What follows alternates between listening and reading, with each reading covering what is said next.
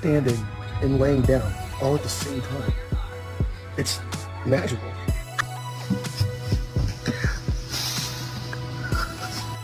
Oh.